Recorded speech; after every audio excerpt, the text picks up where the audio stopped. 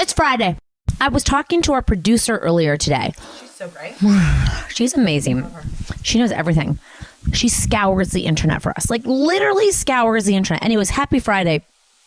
And I am just going through kind of what the challenges of 2025 relationships are for married people. Because, oh shit, although we have tons of experiences, I'm going to say I'm personally in a phase of life where I don't have much time for challenges. It's just sort of like live and carry on and like do like no one, it's like we don't have like any fire to fucking fight. Like there's no like, it just, I guess we've been together for 20 years and everything's just cool. That's a good place to be. Nothing's like personal. That's nice. Yeah, it's really nice. It's actually very Cordial. yeah, like lovely. I mean, cordial, like it's like lovely. Like it's like wow. It's like not. There's nothing like just like It's like he knows I'm gonna not put the dishes properly, and I know he's gonna do. Like it's just I'm like, okay. Hey, today we all know marriage is a today situation. I know. I was just gonna say I feel like it's like a roller coaster. It's like I could be like literally like today could be good, and tomorrow I'm like. Who is that? Rant? Man or women? I don't think it's me. Me? Neither. Like I really don't. No, me neither. I act the same in the house. Yeah. You know what's interesting is I've come to learn something about myself. I watched a TikTok reel or a reel on Instagram. I'm like, oh my God, this is me. So much energy in the morning, like positive. I crash out by the nighttime. Kids will call it crash out. I definitely have crash outs by nighttime. Like I'm done by, if they're keeping on going by 9:30, my patience is less unless I'm hyped for what's happening at nighttime. But in terms of household management, cooking, like I'm crashed out by the end of the night. I guess that's why like old people go to bed early. Yeah. Or I need a stronger like Vyvanse to last me longer because it does end earlier when you're less. Oh yeah. So I feel like by the end I'm just like I'm overstimulated. The things are too loud. It's sort of like I'm wearing wool at the end of the night. I'm just kind of like, I need to get a shower and get into my bed where no one can talk to me. Yeah. You know how many pancakes I had to make last night? 17. I made what's 4 divided by whatever that was because they come in 4s. Oh, so maybe you did 7, 14, 21, 28? 28? I did so many pancakes last night. I made a round. He ate 12. I had to make another round. God, I have like his joy for pancakes. Like to me, they literally taste like I don't like breakfast food at all, but like a pancake tastes like nothing to me. Oh, and he's like, did you miss an ingredient in the next batch? And I did. I in fact did miss an ingredient. What was the ingredient? Vanilla. Oh, I mean, that's the only thing that would make it taste good. Did you miss an ingredient? I'm like, I actually did. I'm without vanilla, what would it taste like? I mean, like it is just like sugar, and I might have forgot the sugar too. Anyways, I'm like, put some butter on it, and then because you're putting maple syrup on it anyways. You don't really need more sugar on top of the sugar. It's really just a carrier for maple syrup. Then I put all the fruit on it. So I'm like, at this point, I was making so many pancakes, and then Chloe was like, can I have some pancakes? I can't be like, well, your brothers ate 12 and I'm not making you any pancakes. So I had to make another round. Then should have said to him, now you're up, Max. Then he usually does make them, but the freaking game was on. So I'm like, so I just said, I have been cooking. I have not sat down. I have been cooking meals, and that's my issue. I'm not complaining about the issue I created. I understand people, but I'm going to complain. Yeah, you can complain. 17, I just watched him. He's like, I am hungry. He's like, double it for me, only me. I had to triple it. I don't even know how to make a pancake. I'm just. It's actually very easy. Let me just guess what's in a pancake, okay? Because I actually don't know. There are different recipes, but I have a favorite. Okay, but like a general. Like a general. Okay, so vanilla. Yeah. I didn't know there was sugar in it. So sugar. Very small amounts. Flour. Yes. Eggs. Yep.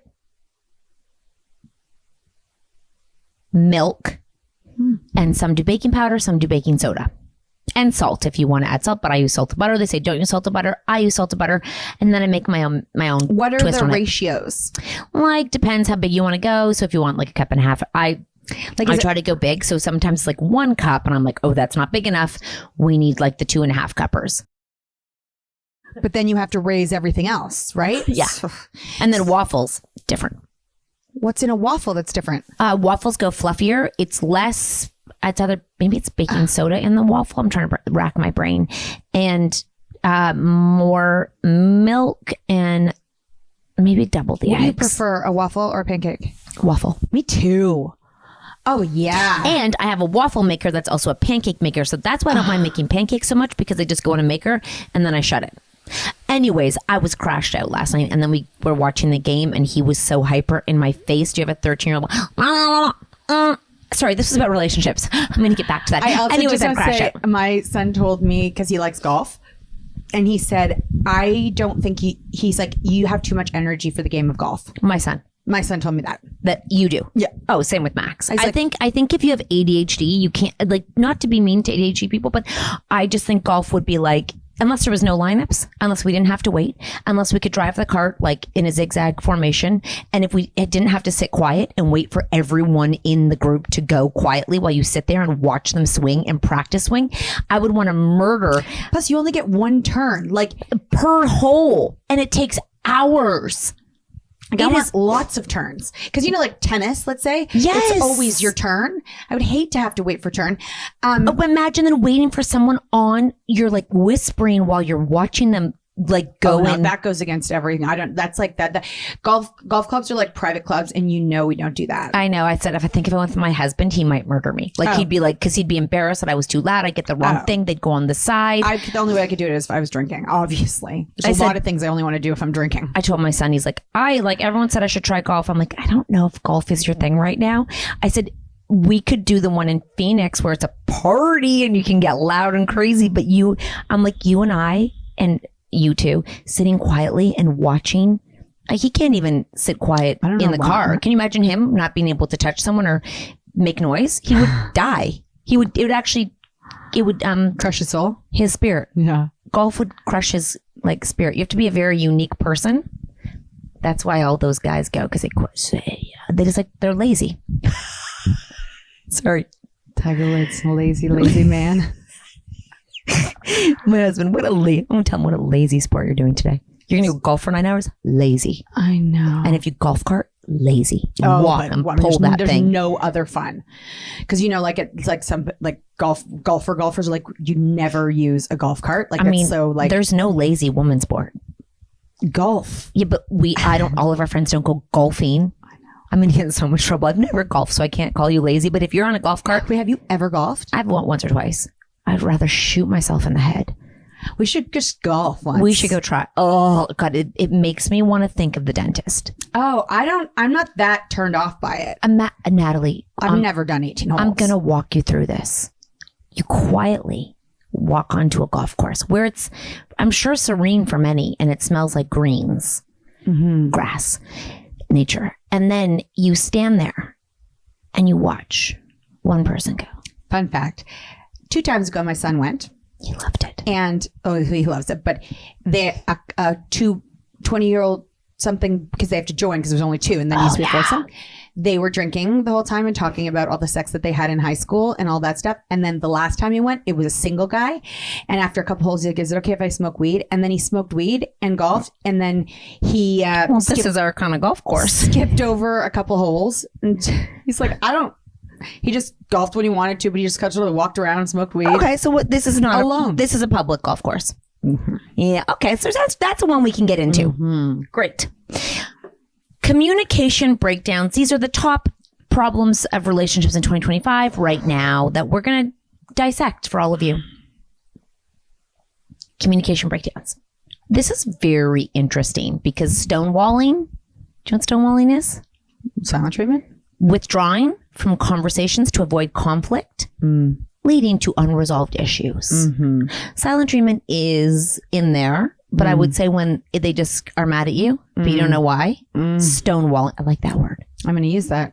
You're stonewalling. Because I don't stonewall. Me neither. Stonewalling.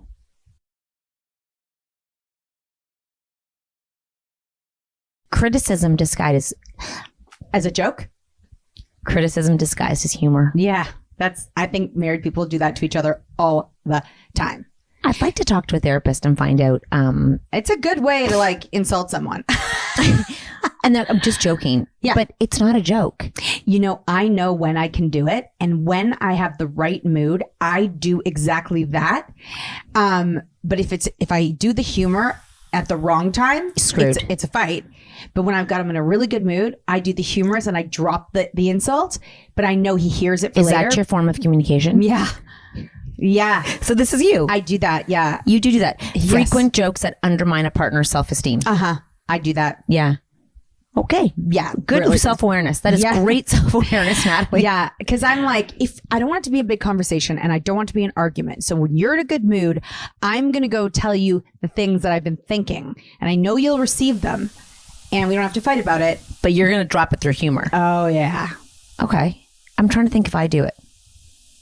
I don't think I do it as much. The kids are beginning to do it now. Like, not Our quite husbands do it to us all the time.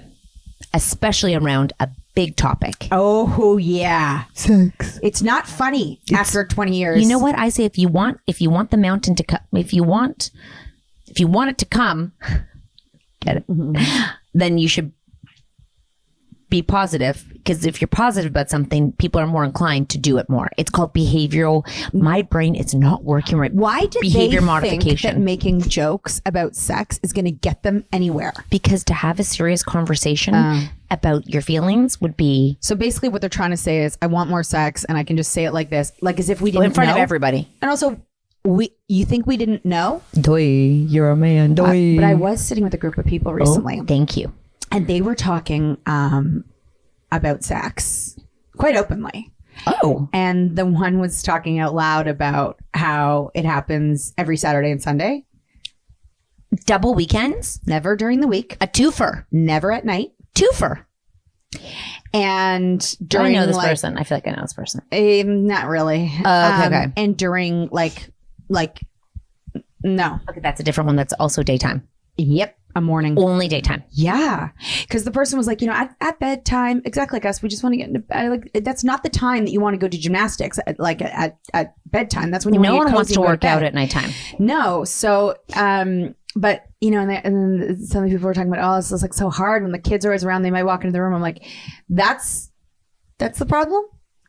Is it the kids? Like, is that really why you're not? So they do it in the day with kids home? Where? These kids are babies. Well, that's just like they put them in a crib. Put them in a crib. But then, Or like, are they awake? What's happening here? yeah, it's nap time. Okay, different. But I'm also like, oh God, at nap time, that's not what I want to do. It's my break time. It's I want my to go break. do extra work. Yeah, that works but for them. But I like when people are like, I was so worried the kids are going to like pop in. Is that really the problem? During nap time? No, like at night, like other people were like, my kids just walk into the room and we're just like, it's just really not a safe time. I go, well, first of all, I don't think men ever care. worry. I don't even think they would think the repercussions would be particularly terrible. Yeah. Yes, we do think about it. And I love that as an excuse. Me too. But is that really? Yeah. I mean, I think you could find a way. It's the weather. It's the feel of the sheets. It's a long day. It's my medicine running out. It's capped out. It's, you know when things are life. good in a relationship though? Yeah. Don't you just want to stay that? Why can't we just stay like this? I know. Be great. Oh. But listen, never mind. Inconsistency between words and actions. That's a good one. Promises made but not kept, eroding trust. I don't know how many. I feel like that's such a movie thing where they're like, "Honey, we're gonna go away," and then they're like, "I gotta go to work." You know, like the really like rich I people. don't think I get that happen to me, and I don't think I do that. No, I don't do that either. I mean, unless I get bored.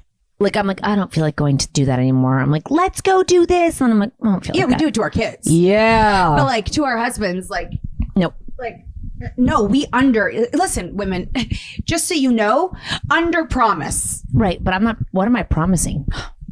Nothing. Like, what are these people promising? Trips?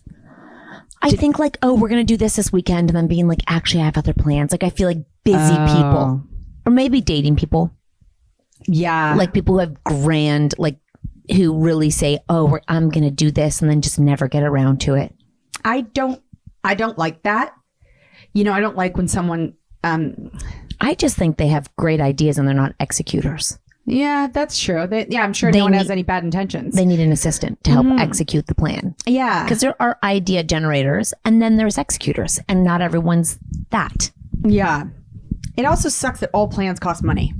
Exactly. I would go out for dinner all the time. Actually, fun fact, I was talking to a friend of mine, aka my neighbor, and she goes, because she went out for dinner and said, just love that in Toronto, dinner's now $500, just $500 to go out by the time you get the cab downtown, pay for dinner because it's so expensive, and then come home. She's like, cool, $500 night and to split with people, but that's a lot of money. Even, and then how much was your dinner Monday night? So it was, I think before, like maybe with tip, like for 300 each couple. Yeah. Yeah. It's really sad. And that's not even a Friday night. No, it's really sad because it's like, I guess if you have a lot of money, you don't have to think about it, but it really sucks when you're trying to enjoy yourself, but you have to think about prices or what the bill is going to be. And then like the tip on top of that. It's like, it kind of takes a little bit of the joy out, because I think that it would be so much more fun to be able to go out all the time. That's why I go to the early bird for special pricing. Yeah. I'm such a loser. Yeah. But paying $20, is it a joke? But also like a glass of wine, and then you get the glass, and the glass of wine can be like $20. I have a very hard time paying $20 for a cocktail, and that's what cocktails are right now. I know. $20 in a city. $20. I know. That's crazy. $20 for a cocktail. Because I know my glass of wine. I know the bottle is like 20. Actually, I told you I took my dad out for dinner. Yeah. And when the bill came, no alcohol. I was like, this is the difference. Cheapest bill. It was like $300 for 5 of us. Yeah. And we ordered a lot of food. Yeah, no alcohol, but like I am not going to a restaurant at night and not having alcohol. So it's just really. If you can hear that, I really apologize. Chi-Chi is vacuuming. Chi-Chi is being so loud. This is the top issues contentious issues in relationships in 2025, according to our producer. Financial disagreements. As we speak on money remains a significant source of tension. Differing spending habits. One partner's frugality versus the other person's spending cause friction. Now, here's the funny thing. I don't think in our relationship, someone's frugal, someone's not frugal. Mm-mm. I would say, though, different priorities. And when our husbands go and buy something, we don't question it or think. But if we were to go buy a big ticket item, we would probably check with them, which is so old fashioned. I know. And I feel like some of the things that we would want to go buy, it's almost like it's not justified to them. But if they want it, it's like, it's not even a consideration. Like, and it's not like they get mad at us, but it's just so weird that we do that. Like, has he ever... He does. Yours does at least think things through and have a conversation with you, right? That's because he processes out loud. Okay. But he's going to do it anyways. Well, he'd be like, do you think? Yeah. And I'd be like, well, but so he would ask me, but that's his personality. But if I was going to go spend X amount on a TV, he'd be like, what? Right. But I would be like, okay. Oh, I know. Me too. I can't think of a time when my husband has ever asked me, like, is it cool if I buy this? And my husband doesn't ask if it's cool to buy it. He just be like, I think we need. He is very much 50-50. But I do know people who definitely have like budgets, and the other people who just spend, and their different things are a massive problem. I wonder how many people are just really like even in that, everything from like what to spend on the kids to the kids' clothes to food, groceries. My husband stopped being like, talking about groceries, like how much we spend on groceries. Cause I'm like, actually mine too. Having them go buy the groceries is a massive game changer because also getting them to see how quickly groceries go. I think a lot of people just don't know. My mom used to say there's no food. And I was like, Mom, because when she'd watch our kids and we would travel, I filled the fridge. So finally I got her to watch me fill the fridge, And it took years. And she's like, oh my God, you're right. They eat so much. Same with my kids and Mark when I go away and he grocery shops and then it's just gone.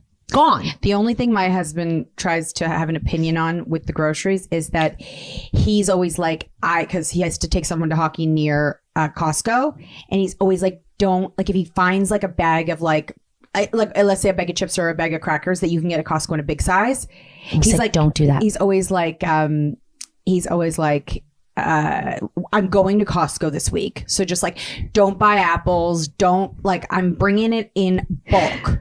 Oh, shit. Which is fine. But like, I would say we're pretty much even though. Like it's not tit for tat. Like he's never given me a budget. You can only spend this much. Oh, God, no. We will be like, well, things are a little not looking too good for a little bit. So strap it in because this is due. But other than that, that's it. And debt and financial stress, disagreements over financial priorities. Yeah. I would say that's huge. That's huge. I think that's in every relationship, whether it's a vacation. Yeah. Whether it's how much money you keep in the bank. Yeah. Investments. Yeah. And I would think like, let's just say for an example, like sending a kid to a school that costs money. It's like you're also looking at like a history of where you come from, what your perception of that is. Some people would be like, you should only go to a private school if you're really rich, right? And some people like, I think it's a priority, like as an investment in my child. And I'd rather, because I think like, I mean, you could take a really big, beautiful family vacation to Europe. Sorry, like 3 times over. But I also think a 2-week vacation comes and goes. What do you have to show for? I know you've got memories. Experiences. I know, but you could do that. You could also do it for a lot less. But you like the value for something for your kid feels worth it. I know. But some people don't depends. Depends on the kid too. Yeah, for sure. And depends if it's right. Oh God, school. We'll talk about this on a Monday. But school, and I think people do fight over that too. Yeah. Whether or not. I actually do know a lot of parents who have conversations about whether their kid should be at what school, private schools, public schools, Catholic school, Jewish school, like whatever it is. I know there's a lot of differences and you don't talk about it before they're school age. No. And I think also it doesn't matter if like what your income level is. You could be so rich and they would still have that dynamic of like, different kinds of spending and different opinions on money, or you could be super poor and the same thing. Like it doesn't matter. No.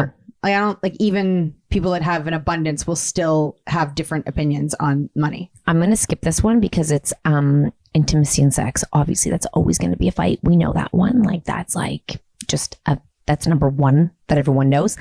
But this is a new trend. It's called gray divorce. Gray divorce. You get gray and you get divorced.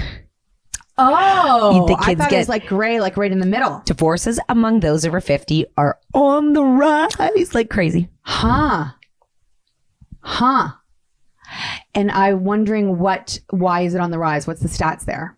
I believe it's because they're growing apart over time, but I think it's just getting the kids grow older, the kids leave the house. No, I know why it happens, but why is it on the rise? Things haven't changed. Oh, I think that people are... If I'm like dual income too. I think back in the day. Also, let's sell this massive house. The kids are gone. Take the cash. See you later. Like, we don't need this house anymore. The kids aren't with us. Yeah, but not me, like in general. So how is that contributed to a rise? Because I think they can downsize without it being a massive issue. Like, get rid of the house, split the assets. And why is that more in 2024 than in... Probably there's more condos. There's more places to go. Yeah. Like...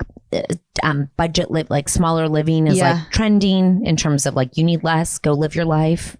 Probably just accessibility to community because of online. You have a whole community now of people that you never knew you had before. So you could go and like meet up with your pickleball golfing crew and go on cruises or whatever your thing is. I feel like there must have to do something with women being like, I don't need a man anymore. Like, I don't have to stay. No, Incel's going to have a good time with that clip. I think it's maybe they get a minute to stop and think.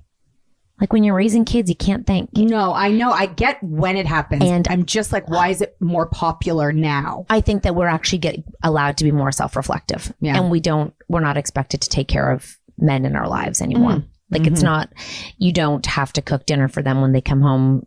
It's not like a take care of the house. Yeah. I think they're like, what is my life now? We're allowed to stop and be like. And I wonder what % are women that walk. I could look it up. I'm going to say quite high though. I would also say that women take care, and then probably burn out. And then they have an empty house. This is kind of one, but I feel like men get shocked when women probably expect them to be more emotionally mature and like grow like we did or like they did in the marriage. And then when your kids grow, you're a different person. And if they didn't grow and they can't have like conversations with you as like your partner, it was just your partner in parenting. Then when you're trying to have a conversation with them as a person. And the upswing is information and access to other people and knowing that. Because back in the day, you wouldn't know all these, you wouldn't know, like, you wouldn't know all these online therapists talking about, there's not these people, like, there was no, what was that book, Glennon Doyle, did she write? Yeah. And it was like, is it good enough or is it good? Yeah. And that literally broke up so many marriages because women were sitting there going, this is my life. Like, does it have to be good enough or good? Yeah. I feel like definitely access to information, resources, self-awareness, having the ideology that, hey, I can be my own person. I don't need someone. I don't need to take care and I don't have to take care of someone. Because I would say that the 50 plus are like 10 years ahead of us. Mm-hmm. We are the cusp of the internet era. Mm-hmm. Like prior to that, they didn't have the internet information. And like I just told you someone who's 50 who just got a divorce. Yep. I feel like that's the first of many to come around that age group of like your older brothers, my older brothers, like them. I think there's going to be a lot more. I would say the other one that isn't on here, one's like cultural and family pressures. Yep. And commitment and unrealistic expectations. Because when you get married, you think it's going to be one way. And then you're like, wait, I married you. But you're like, no. The wedding's just a day. Mm-hmm. Then you're with that person. I think parenting, how you both parent. Oh, yeah. And like, if you have someone who believes in one ideology, let's just say your child is not what you thought they would, one of you is like, no, I'm fine with them being this way. Another person's like, I am absolutely not okay with these things. Even down to like competitive sports. Mm-hmm. Even down to like what they choose to do extracurricular. And again, it's a conversation you don't have before you have kids. If they want to shave their head or get a nose piercing, all that shit must cause so much drama in a relationship. It's a good thing that all four of us are pretty easwegoing. We have pretty easygoing children for now. Yeah, but I mean, like, we're easygoing and are like, if our kids were to do, we're open-minded.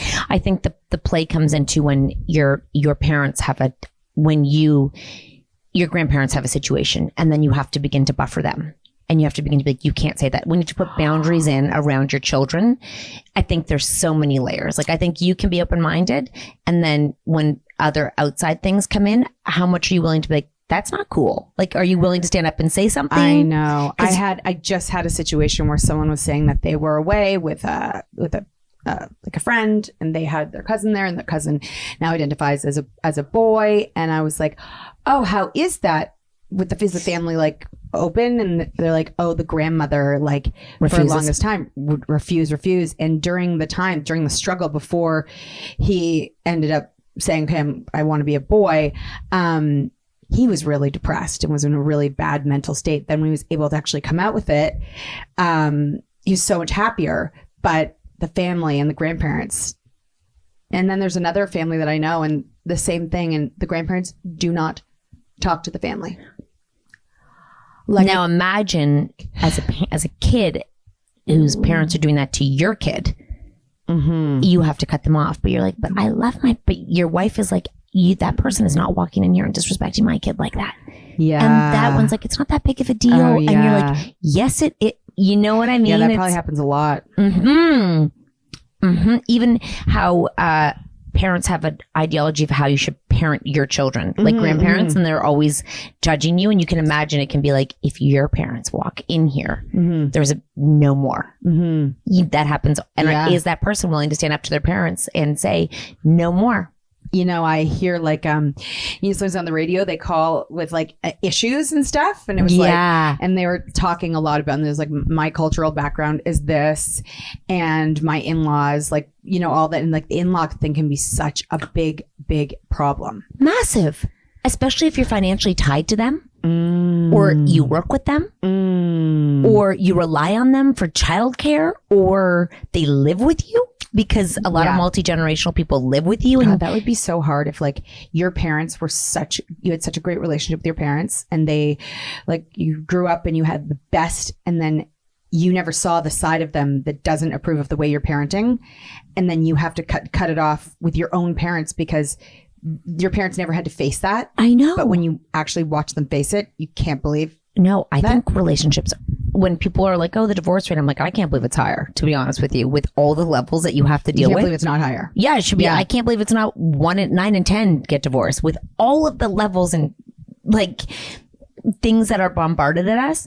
The fact that that is pretty remarkable. That it's like 1 in 3 or whatever the hell it is. Yeah, I think a lot of people are like, financially, it's just, I can't. That's terrible. I know. Even the way you deal with like education with your kids, like we just talked about. What if your kid's like, I'm not going to university? Like, you are going to university. Because I was telling my daughter, oh God, we got to go 1 second, that a lot of Americans, we don't really have this in Canada, but a lot of Americans do.